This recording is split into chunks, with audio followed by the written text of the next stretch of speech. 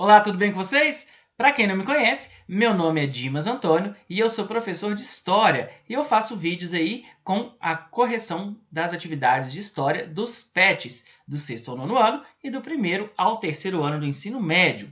E hoje eu vou fazer esse vídeo aqui explicando o conteúdo do PET 300, o PET comemorando aí os 300 anos de Minas Gerais. Pessoal, importante, esse PET ele tem uma carga horária de 100 horas, então é importante que vocês façam a atividade proposta para que vocês tenham essas horas aí computadas na carga horária de vocês. Eu vou dar uma explicação aí geral de tudo, de todo o conteúdo que a gente tem aí no PET 300. Então, vamos lá!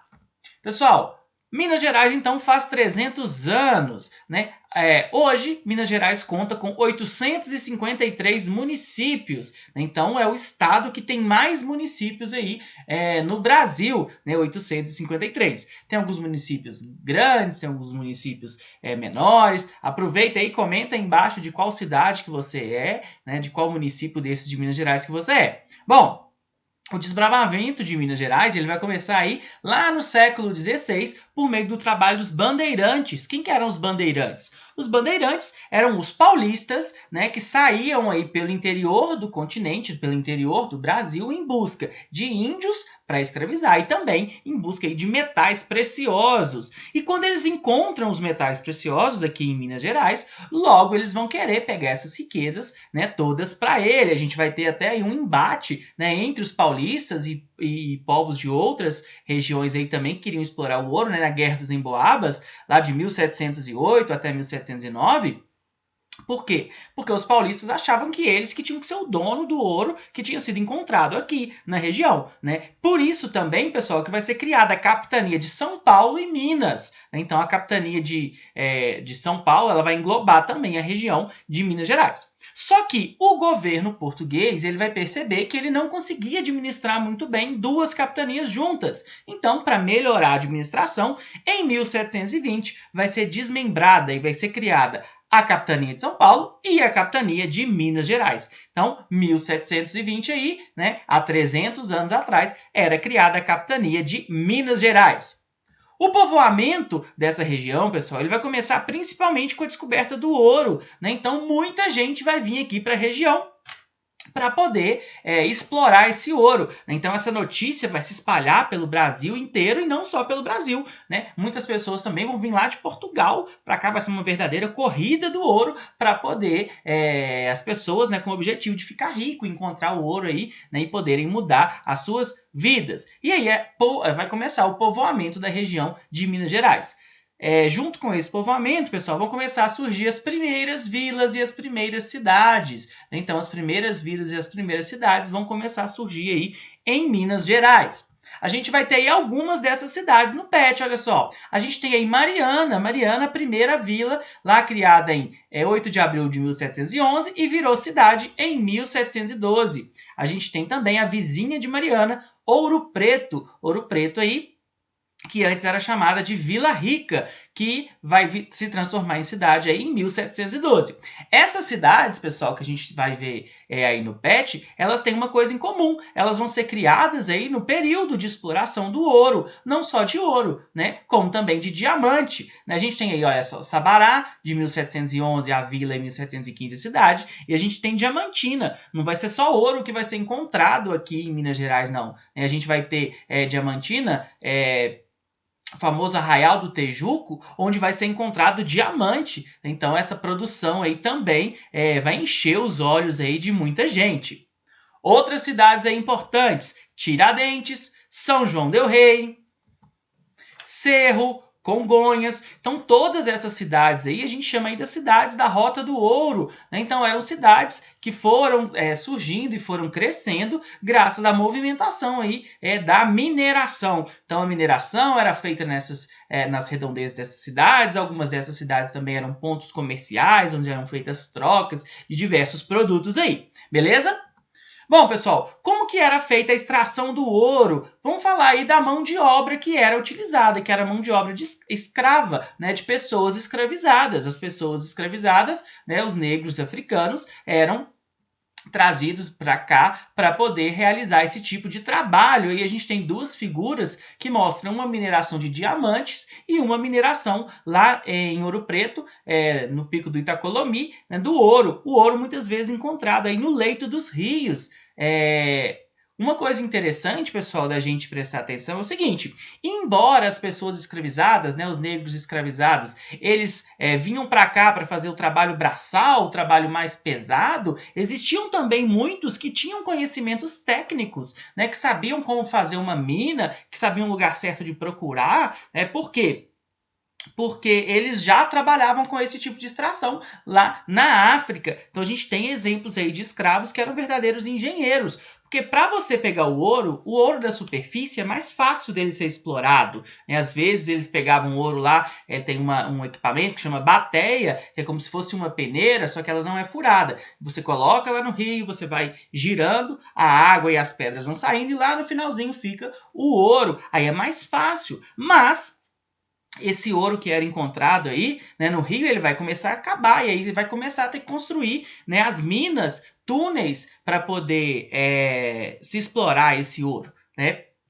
Uma outra coisa interessante também dessa época, pessoal, é que os escravos eles eram muito vigiados. Por quê? Porque era muito fácil se você conseguisse, né, roubar um pouco de ouro, você conseguia comprar sua liberdade. Então, o ouro, como ele tem um valor muito grande, também o diamante, então existiam pessoas lá para tomar conta, para que nenhum dos escravos aí roubasse, pegasse nenhum tipo de metal precioso, de ouro e nem nada disso, ok? Bom, vou falar agora um pouco da agricultura, pessoal. A agricultura, no período colonial, ela era focada mais na subsistência, né? O objetivo era alimentar a população. Então, as pessoas produziam a comida, né? Produziam os gêneros alimentícios aí para alimentar quem já vivia aqui. Não era produzido para exportar, para vender para fora. É até interessante a gente pensar que em determinados períodos, pessoal, as pessoas se dedicavam mais à mineração do que à agricultura. Então, tinha mais ouro do que tinha comida. Então, às vezes, né, a comida, os vegetais ou mesmo carne era vendido aí muito caro. Por quê? Quase ninguém estava produzindo, né? Depois a gente vai ter a cafeicultura também introduzida aqui, mais ou menos já no século XIX, Minas Gerais aí que vai despontar como o maior produtor de café, né, hoje aí, além disso a cana-de-açúcar e seus derivados e outros produtos, né. Eu trouxe aqui para vocês, olha só, uma pesquisa que ela foi feita aí em 2018 que mostra a produção aí em toneladas de soja, banana, batata inglesa e café. Então, olha, tem algumas cidades aí, ó, grandes produtoras. E aí na sua cidade, o que produz aí? Tem grande produtor de alguma dessas coisas aí? Bom, outra grande produção em Minas Gerais vai ser bovinocultura de leite, né? Então a criação de gado para se produzir o leite. A produção de leite é responsável por 35% do produto interno bruto do PIB agropecuário de Minas Gerais e é uma atividade econômica presente em quase todos os municípios. Então, há essa produção de leite e não só de leite, né, pessoal? Algumas regiões de Minas Gerais aí também é criação de gado de corte, né? Gado para se comer a carne. E falando em produção de leite, a gente tem que lembrar também que Minas Gerais produz muito queijo, né? Então os derivados do leite também são produzidos aqui em Minas Gerais. Tem algumas regiões aí que tem alguns queijos bem famosos. Bom, pessoal, agora vamos dar uma cruzadinha. Então a gente tem uma cruzadinha aí. Complete as palavras cruzadas com nomes históricos geográficos do estado de Minas Gerais. Então a gente tem algumas palavras na horizontal e também na vertical. Então, horizontal, deitada, vertical, em pé. E a gente tem os números. E aí a gente tem as perguntas aí. Vou ajudar vocês a fazerem aí essas atividades. O número 2, a lagoa que também dá nome a um aeroporto de Belo Horizonte. Vocês sabem qual lagoa é essa? É a Lagoa da Pampulha. Então, número 2 aí, horizontal, a resposta é Pampulha. Olha a imagem aí da Lagoa da Pampulha. Beleza? Antigo nome de Ouro Preto. Eu falei aqui antes, qual que era? Vila Rica. Então, Vila Rica aí era o antigo nome da cidade de Ouro Preto. Beleza? Vamos à próxima? Serra onde nasce o rio São Francisco, o Velho Chico. Você sabe como é que é o nome dessa serra? Serra da Canastra. Então, lá na Serra da Canastra que tem a nascente do Rio São Francisco. Outro nome dado à Inconfidência Mineira. Conjuração Mineira, né? A Inconfidência aí que vai ser um marco na história do Brasil. A gente tem lá o Tiradentes, né? Que vai ser traído. Ponto culminante do estado de Minas Gerais. O ponto mais alto do nosso estado é o Pico da Bandeira. Então, Pico da Bandeira aí, o ponto mais alto de Minas Gerais. No 10 horizontal aí, complete com o Pico da Bandeira. Beleza? Agora vamos à vertical. Então, presta atenção aí, agora na vertical. Número 6. Ciclo econômico que transformou Minas em terra de grande riqueza. No século XVIII. Ciclo do ouro, né? Então, ciclo do ouro. Beleza? A 8. Cidade fundada pelo presidente mineiro Juscelino Kubitschek, o famoso JK. Qual cidade que ele fundou? Que é a capital do nosso país? A cidade de Brasília. Então, Brasília vai ser construída aí, né, no mandato aí do Juscelino Kubitschek, o JK. Ficou conhecido como traidor da Inconfidência Mineira, aquele, né, famoso X9, aquele que vai entregar aí os participantes da Inconfidência Mineira. Joaquim Silvério dos Reis. Então, Joaquim Silvério dos Reis. Clube da, importante movimento musical mineiro que revelou nomes como Milton Nascimento e Lô Borges. Vocês já ouviram falar neles? É o Clube da Esquina. Então, Clube da Esquina aí, né, que vai ser um importante movimento musical aí de Minas Gerais. Ok? Vertical aí, ó, importante município da zona metalúrgica da Grande Belo Horizonte. Pela foto aí, alguém sabe qual que é? É Betim, né? Então, a cidade aí de Betim, beleza?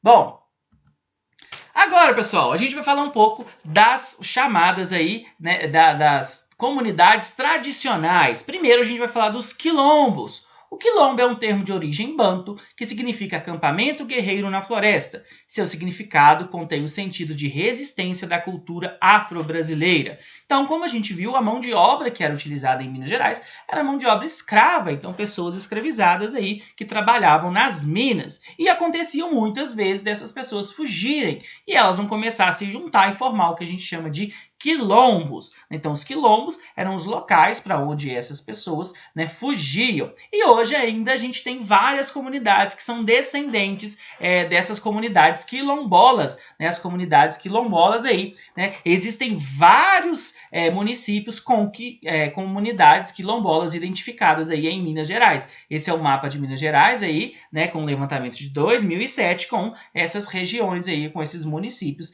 que têm essas comunidades quilombolas, né? No PET 300 tem aí algumas informações importantes. Depois dê uma olhadinha lá. Outra parte importante aí, né, da Constituição de Minas Gerais vão ser os povos indígenas. De acordo com Eduardo Viveiros de Castro, pesquisador e professor de antropologia do Museu Nacional, as comunidades indígenas são caracterizadas por relações de parentescos ou vizinhanças entre seus membros, que mantêm laços históricos culturais com as organizações sociais indígenas pré-colombianas. Então a gente vai ter aí comunidades indígenas, né? A gente muitas vezes pensa que uma comunidade indígena tem que estar lá no meio da Amazônia, que tem que estar lá no meio da selva. Não, uma comunidade indígena ela pode estar dentro de uma grande cidade. E em Minas Gerais a gente tem aí diferentes comunidades indígenas, a gente tem aí diferentes povos indígenas vivendo no nosso território. Que mais uma vez trouxe um mapa para vocês mostrando a localização de alguns desses povos aí. Mas no PET de vocês tem uma lista muito importante sobre essas comunidades e tem também um texto muito interessante sobre os jogos, né, que eles fazem, os campeonatos que eles fazem, os esportes lá que eles praticam. Depois deem uma olhada lá. Falar também para vocês, pessoal, dos ciganos. Os ciganos aí, que eles existem no Brasil, né? E existem muitos ciganos aí, muitas comunidades ciganas aí em Minas Gerais, né? Segundo esses dados, no estado de Minas Gerais, a maioria da população cigana é de etnia Calon, sendo registradas 175 acampamentos em 127 cidades. Então, os ciganos são, né, aquele povo nômade que fica mudando de um lugar para o outro. E aí, em Minas Gerais, a gente tem aí registrados 175 acampamentos ciganos. Beleza? Pessoal, vamos falar um pouco agora sobre a religiosidade, né? Religiosidade aí que a gente vai ter uma forte influência da Igreja Católica, né? Porque no período colonial, a Igreja Católica que vai ser responsável por mandar os padres para cá, então eles vão controlar uma grande parte da sociedade. A gente vai ter também muita influência das religiões de matriz africana, porque, né, como a gente tinha um grande número de escravos, eles viviam a religiosidade deles também. E aí a gente vai começar a ter aí uma fusão, aí, né, uma mistura de alguns aspectos de algumas dessas religiões. A gente vai ter nas cidades mineiras aí, irmandades leigas, que era a união de várias pessoas, né, de vários segmentos, né, da sociedade, que se uniam aí para ajudar uns aos outros. Daí, pessoal, a gente ter várias cidades que a gente tem um número muito grande de igrejas, às vezes uma igreja de frente com a outra, né? Até aqui embaixo, olha, tem uma foto aqui da cidade de Mariana que tem uma igreja de frente para outra. Por quê? As irmandades, às vezes, brigavam para ver, né, qual que construía a melhor igreja, qual que tinha, né, mais recursos aí. Um outro aspecto importante para a gente falar também são as festas de origem religiosa. A gente tem diversas festas aí. A gente vai ter o Congado, Folia de Reis, Pastorinhas, Festa do Divino, Festa Junina e quadrilhas. Esse ano, né, a gente não pôde aproveitar aí as festas juninas. Espero que ano que vem a gente possa, né? Mas todas essas festas aí têm ligações religiosas, né? Eram festas que são festas, né? Que são feitas, algumas delas ainda, todas elas, na verdade, em algumas regiões aí, que tem uma ligação aí com a religiosidade. Beleza? Vamos ver o próximo assunto que a gente vai falar. As festas e os festivais. Então a gente tem aí várias festas e vários festivais aí em Minas Gerais, né? Aí o Pet traz pra gente aí a festa da jabuticaba, festa do pé de moleque, do queijo cerro, da goiaba, do piqui, do milho, festival de gastronomia de Tiradentes, todas essas festas e festivais aí que acontecem aqui em Minas Gerais. Na sua cidade tem alguma festa, algum festival aí que acontece anualmente? Bom, tem também os festivais de inverno, né? O festival de inverno de várias cidades. Então a gente tem aí diversas cidades que tem essa programação aí no inverno. Beleza? Pessoal, vamos falar um pouco agora sobre arquitetura. Né? A gente tem aí importantes obras, importantes paisagens diferentes aí em Minas Gerais. A gente vai ter aí a arquitetura barroca, que são esses casarões antigos em cidades como Ouro Preto, Mariana. Né? A gente tem também Tiradentes e outras regiões. A gente tem também obras importantes do Oscar Niemeyer. A gente tem lá a igrejinha lá na Pampulha, a gente tem a cidade administrativa, a gente tem prédios, né? E a gente tem também, pessoal, uma parte muito moderna. A gente tem várias cidades que têm prédios muito modernos e eu trouxe um grande exemplo aí, né, de cultura contemporânea, que é o Museu do Inhotim. Não sei se vocês conhecem, mas é um museu aqui de Minas Gerais. Então, Minas Gerais não é só aquela parte barroca das igrejas barrocas, não. Né? Tem partes modernas também em outras cidades. Beleza? Agora falar de um assunto muito bom, hein, pessoal? Gastronomia. Então a gastronomia em Minas Gerais é muito rica, são muitas aí as comidas que são feitas aqui em Minas Gerais. O pão de queijo, feijão tropeiro, a canjiquinha. Tem também os doces, doce de leite, ambrosia, não sei se você já conhece, já comeram esse doce aí? Goiabada, né? Então todas essas aí fazem parte da gastronomia mineira. A gente tem outros exemplos aí, frango com orofenobis, a gente tem frango com quiabo, né? Vocês gostam de alguma dessas comidas típicas mineiras aí?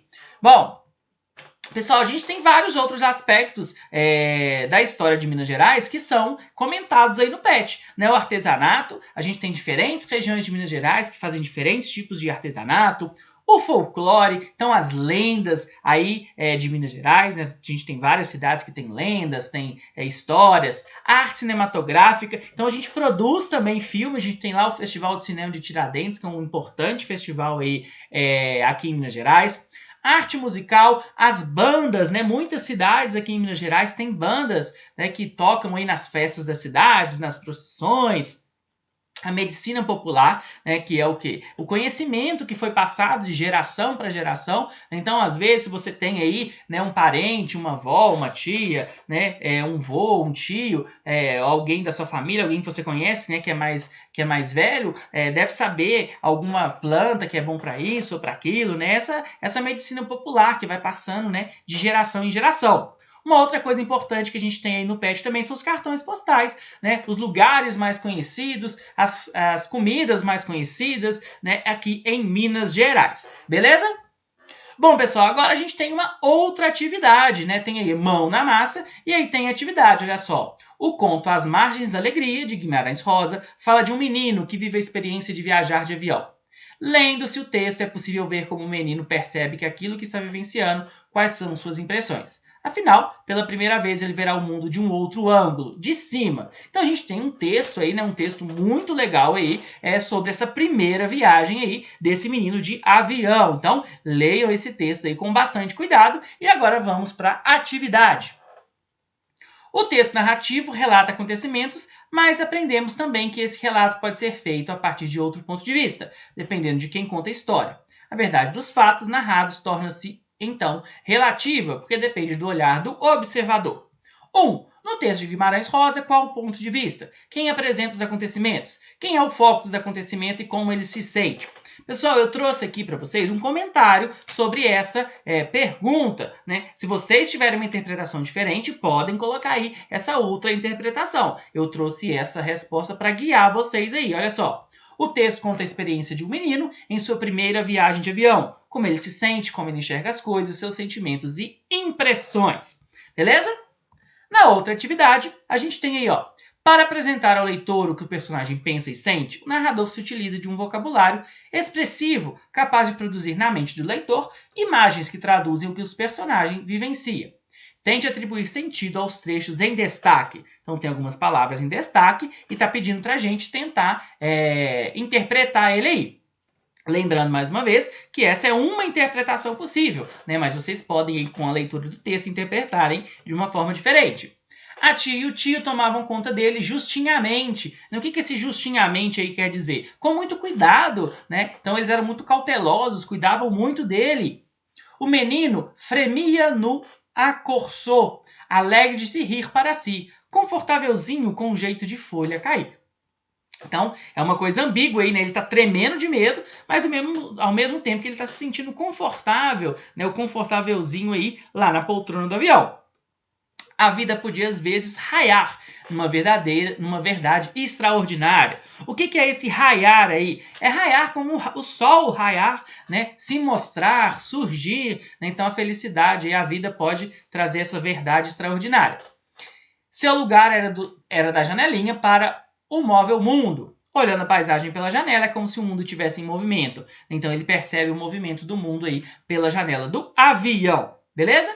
Pessoal, essas atividades aí vocês vão fazer no caderno. Bom, agora a gente vai falar um pouco sobre alguns personagens, sobre a história de alguns personagens muito importantes aí de Minas Gerais. Não vou falar de todos que tem no PET, vou falar aí só sobre alguns. Primeiro a gente tem a escrava Anastácia. Então a imagem mais famosa dela é ela com esse instrumento, que era um instrumento de tortura, né, dos escravos, um instrumento aí para castigar os escravos. Ela vai viver aí em Pompéu, ela vai morrer aí em 1740 e hoje muitas pessoas acreditam que ela, né, realiza milagres, então tem uma religiosidade em torno dela, muitas pessoas fazem essas orações para ela aí. Do lado, pessoal, a gente tem o Antônio Francisco Lisboa. Vocês já viram ele por aí? Você talvez não tenha visto, mas vocês já devem ter ouvido falar dele. Ele é o Aleijadinho. Ele era um escultor, né? Por que Aleijadinho? Porque ele tinha uma doença, né? E ele vai começar a atrofiar os músculos e ele amarrava os seus instrumentos aí para poder fazer as suas obras. Logo aqui embaixo, pessoal, olha só, a gente tem as obras mais famosas dele, né? Que estão lá em Congonhas, ok?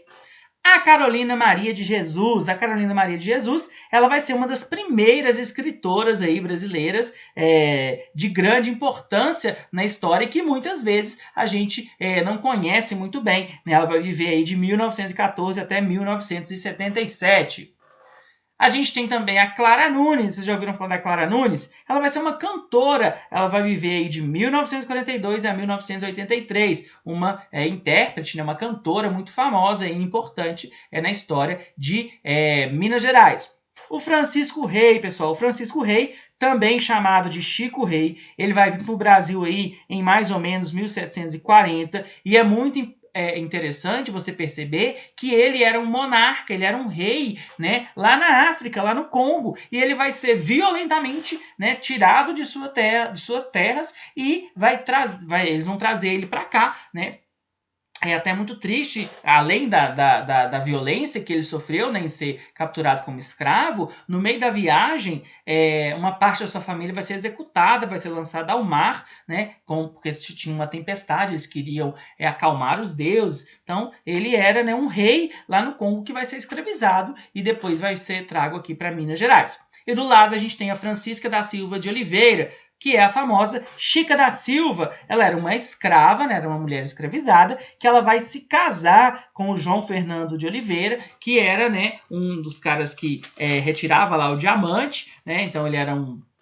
ele tinha muito dinheiro e ela vai ficar famosa aí, né, pelo seu relacionamento com ele e tudo que ela fazia lá na cidade. Beleza? Bom, pessoal, agora vamos à atividade mais importante desse PET, que vocês vão escrever uma carta, né? Então, agora que você já fez um breve percurso de Minas Gerais, reconhecendo suas riquezas socioculturais, acione seus conhecimentos e materiais estudados para elaborar uma carta, dizendo o que o estado de Minas Gerais representa para você. Conte um pouco sobre você, onde mora, onde estuda, do que gosta, entre outras coisas que desejar. Seguem algumas dicas. Então a gente tem algumas dicas aí importantes no PET. E para ajudar vocês, eu convidei uma outra professora, a professora de português, Dinara, que é a minha irmã, para explicar para vocês um pouco aí sobre o gênero carta, como que é uma carta, como que ela tem que ser feita. Então, vou chamar ela para explicar para vocês tudo aí sobre a carta, beleza? Então, vamos lá! Eu sou a professora Dinara, de língua portuguesa. Vamos conversar sobre o gênero textual carta. O PET 300 anos pede que você, aluno, escreva uma carta sobre você, sua realidade e a sua relação com o estado de Minas. Mas você conhece a estrutura de uma carta? Vamos ver. A carta, então, é um gênero textual que tem como objetivo a comunicação entre duas pessoas. O remetente, que é quem escreve a carta, e o destinatário, que é quem irá recebê-la. O conteúdo da carta vai depender dos objetivos que se tem com aquela comunicação. Então, você pode usar a carta para mandar notícias a um amigo ou a um parente, trocar ideias e até mesmo enviar fotos, uma receita, poemas, etc. E o tipo de linguagem, se será uma linguagem formal ou informal, vai depender da familiaridade que você tem com o seu interlocutor, ou seja, com a pessoa que está recebendo a sua carta. Este gênero apresenta uma estrutura geralmente definida. E aí tem alguns elementos que são importantes para que essa carta cumpra o seu papel. Então vamos ver um exemplo que foi dado no PET 300. Belo Horizonte, 28 de setembro de 2020. Caro colega de estudos, eu sou a Maria Beatriz, estudo na escola estadual, tenho 14 anos e estou no 9º ano. Tenho 2 irmãos mais novos e moro em Passatempo. Gosto muito de fotografar e dançar. Meu lanche favorito é o pão de queijo com café. O estado de Minas Gerais, para mim, representa a terra que recebeu os meus pais, pois eles vieram para Minas quando eu tinha 4 anos, mas meus avós são naturais deste estado. O que mais gosto é das paisagens, porque são bem variadas, principalmente onde moro. Espero que tenha gostado das minhas histórias. Um abraço, Maria Beatriz. Então aí a gente tem um exemplo de carta, inicia com o local e a data. Depois a gente tem uma saudação com o vocativo. Depois de uma introdução, o desenvolvimento, uma saudação final e a assinatura. Então, vamos escrever a nossa carta? Primeira coisa, local e data. Você vai colocar o nome da sua cidade, o dia, o mês e o ano em que você escreveu. Destinatário com o vocativo, ou seja, você vai cumprimentar a pessoa para quem você está escrevendo. Você pode escolher para quem você vai escrever. Se você vai escrever para um colega, como no exemplo, ou para uma autoridade, por exemplo, o governador, ou uma personalidade histórica ou atual. Lembre-se de fazer o vocativo. Então, prezado colega, ou querido amigo, ou excelentíssimo senhor governador. Aí fica a sua escolha. Introdução. Você vai iniciar falando sobre você, a sua idade, a sua escola, a sua cidade. Você também pode falar sobre o que você gosta de fazer, seu estilo de música preferido, entre outras coisas. Depois vem o desenvolvimento da carta, que é onde você vai falar sobre Minas Gerais. Pode falar alguns aspectos históricos, sobre a cultura mineira, sobre o que faz com que esse estado seja tão especial. Se a sua região, por exemplo, tem alguma coisa marcante, algum ponto turístico, ou produz algum tipo de artesanato, ou tem alguma indústria, você pode falar sobre isso. Use a sua criatividade, seus conhecimentos sobre Minas Gerais, que eu tenho certeza que você escreverá uma ótima carta. A saudação final, você vai usar ela mais formal ou informal, dependendo de com quem você está se comunicando. Então, atenciosamente, cordialmente, um abraço, etc. Por fim, a assinatura. Toda carta deve ser assinada. Então, você coloca seu nome no final. E não se esqueça de que, assim que você escolhe o seu destinatário, você também escolhe a linguagem que você vai utilizar.